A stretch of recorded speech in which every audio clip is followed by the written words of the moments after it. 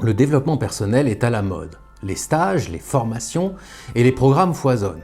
On essaie d'être un meilleur soi, de s'améliorer, d'aller mieux par des techniques plus ou moins éprouvées et plus ou moins efficaces. Cependant, il existe un piège dans le développement personnel qui peut transformer tous ces programmes, toutes ces démarches d'amélioration de soi en un véritable enfer, et trop peu de personnes en parlent et vous mettent en garde contre cela. Je m'appelle Éric Le Gall, je suis enseignant bouddhiste et de méditation, coach et conseiller en naturopathie holistique, et dans cette vidéo, je vais vous expliquer quel est le piège du développement personnel et comment l'éviter.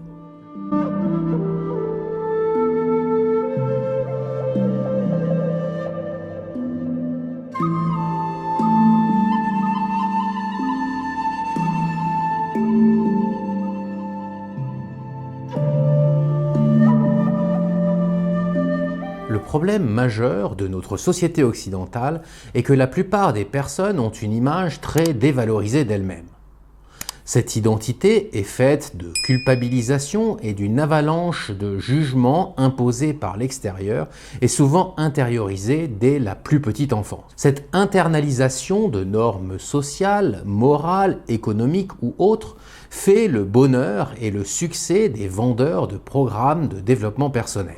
Dans ce contexte de compétition économique, de considération de sa propre vie comme une entreprise qu'il faut mener au succès, les offres pour vous aider à devenir une meilleure version de vous-même qui vous apporteront succès et amour-propre arrivent à point nommé. Même le champ thérapeutique devient un marché.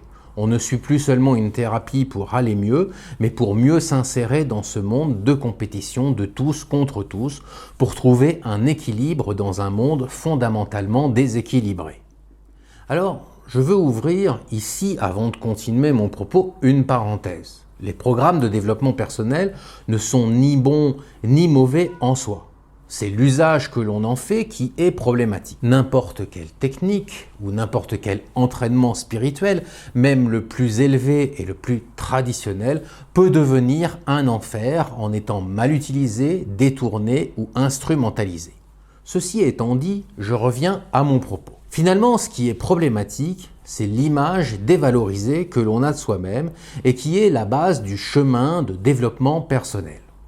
Cette identité dévalorisée est constituée d'autoculpabilisation et d'une avalanche de jugements personnels émis par un critique intérieur extrêmement sévère. Et ce critique intérieur, il faut le reconnaître, est beaucoup plus intéressé par le fait d'entreprendre des efforts quasi masochistes, comme des projets d'amélioration de soi, avec lesquels il ne sera jamais satisfait, plutôt qu'une véritable démarche de bienveillance envers soi ou de réconciliation intérieure.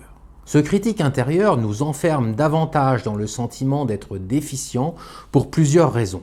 La principale étant l'idée même qu'il existe un soi défectueux, un moi indigne qui doit être amélioré. Vient alors la croyance de pouvoir corriger son moi indigne grâce à davantage d'ateliers, davantage de nouvelles thérapies ou un meilleur régime alimentaire ou un meilleur programme d'entraînement. À bien des égards, cela ne diffère pas de la quête éternelle pour avoir plus d'argent, pour obtenir plus de succès ou plus de pouvoir, etc. C'est simplement une autre variation de toujours vouloir quelque chose de plus ou de meilleur que ce que l'on a ici et maintenant. Alors, voici comment fonctionne le piège du développement personnel. On se fixe un objectif d'amélioration de soi qui suscite du désir. Ce désir va susciter l'effort, et l'effort va susciter à nouveau le jugement. Et le jugement devient une manière de vivre qui apporte une orientation critique à tout. On est constamment en train de se dire « j'aime ça, je n'aime pas ça, j'aime ce qui m'arrive, je n'aime pas ce qui m'arrive » ou « c'est bien, c'est mal, c'est assez, c'est trop peu, etc. etc. » Et cela ne s'arrête jamais. Et pendant que l'esprit est ainsi occupé, il n'est pas dans le moment présent. Il est préoccupé par le fait d'arriver ailleurs, plus tard, à un autre état. Cette envie d'être, d'une certaine manière, une meilleure personne peut remplir toute une vie sans jamais être comblée. Car il est important que vous vous rappeliez ceci, et ne l'oubliez pas. Ce moment, le moment présent, est véritablement le temps de votre vie. Et ce qui est important, c'est d'être là pour lui, de vivre réellement dans ce moment présent. et il n'y a pas d'autre moment où vivre. L'esprit qui cherche perpétuellement un endroit ou une condition meilleure crée de la souffrance en quittant perpétuellement le moment présent, qui est le seul endroit où nous pouvons expérimenter l'amour, la paix, la tranquillité ou le bonheur. Quand vous êtes ailleurs que dans le présent, vous pouvez manquer les expériences les plus précieuses de votre vie. Cela peut être semblable au fait de chercher son appareil photo pour conserver une expérience que vous finissez par rater parce que justement, vous êtes en train de chercher votre appareil photo. Un esprit tourné vers l'avenir, vers le fait de pouvoir un jour, plus tard, devenir une meilleure version de soi-même, qui donnera soi-disant les conditions adéquates pour être enfin heureux, cet esprit loupe tous les moments présents où il aurait pu vivre pleinement heureux. Cela va même plus loin.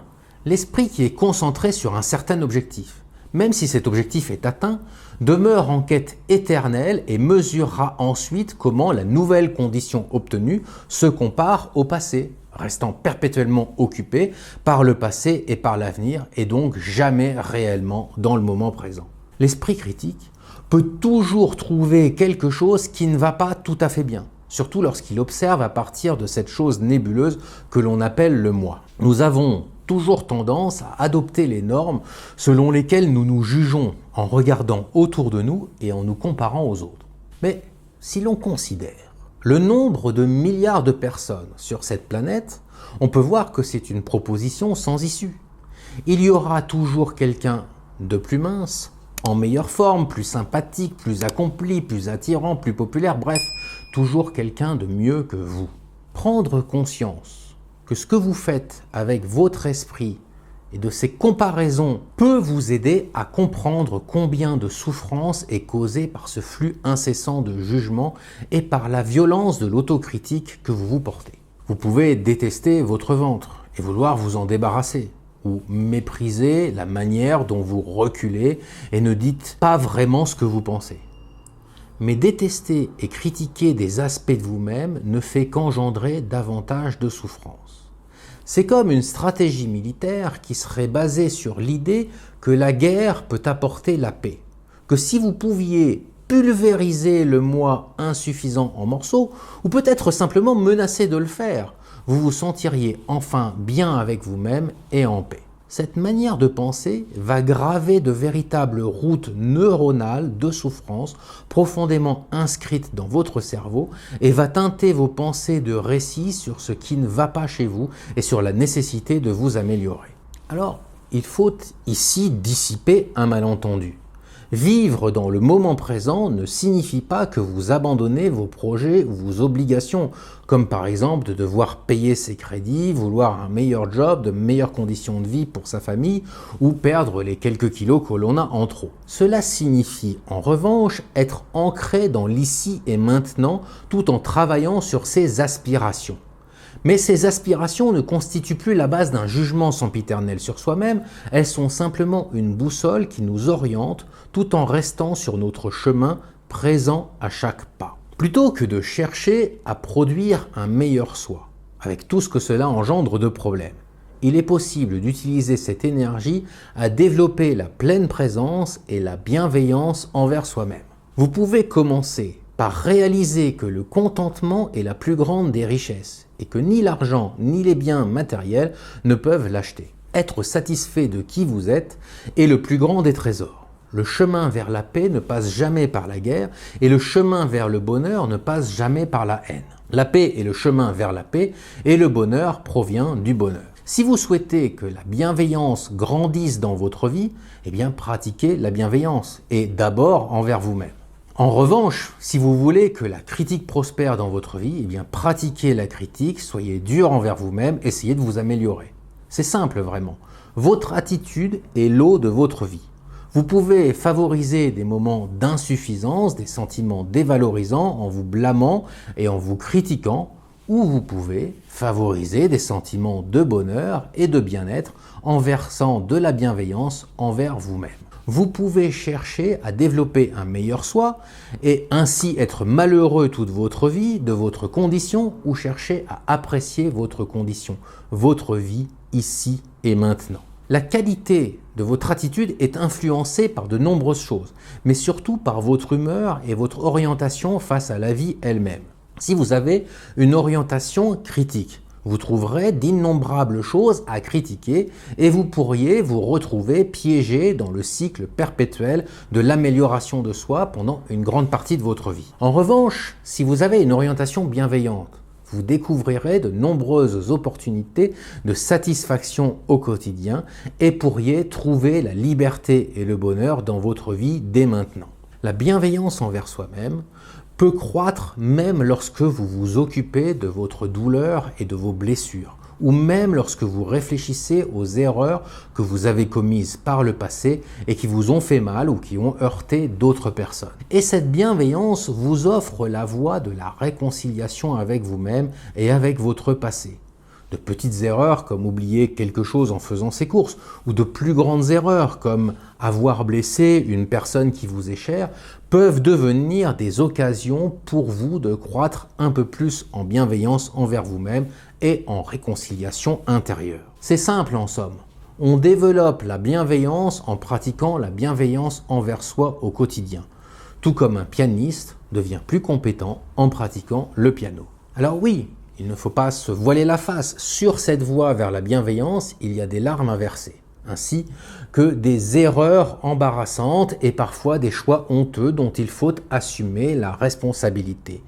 Mais même lorsque vous êtes secoué jusqu'au plus profond de vous-même par des émotions difficiles qui vous submergent, vous pouvez vous occuper de votre cœur meurtri en le reconnaissant et en lui offrant de la bienveillance. Avec le temps, cette souffrance diminue. Tout comme les larmes d'un enfant diminuent après avoir été cajolé et après avoir entendu suffisamment de berceuses. Lorsque la douleur s'apaise, son visage change et devient beau avec le calme après la tempête. Sachez que pour vous aussi viendra le moment où vous aurez pleuré jusqu'au bout de vos larmes et un sentiment de paix pourra vous envelopper et vous étreindre. C'est l'un des plus grands trésors de la pratique de la pleine présence et de la bienveillance envers soi. La bienveillance envers soi vous permet d'être en paix avec votre propre douleur et vos blessures, de prendre soin d'elles et de vivre avec le cœur grand ouvert. Le moment où vous accueillez les parties délaissées et blessées de vous-même, les enveloppes de votre ancien moi basées sur le récit, sur les jugements, sur l'autocritique peuvent se détacher. Nous agissons tous parfois de manière peu habile et nous faisons des choix regrettables qui blessent les autres. Et nous sommes tous parfois blessés par les actions des autres.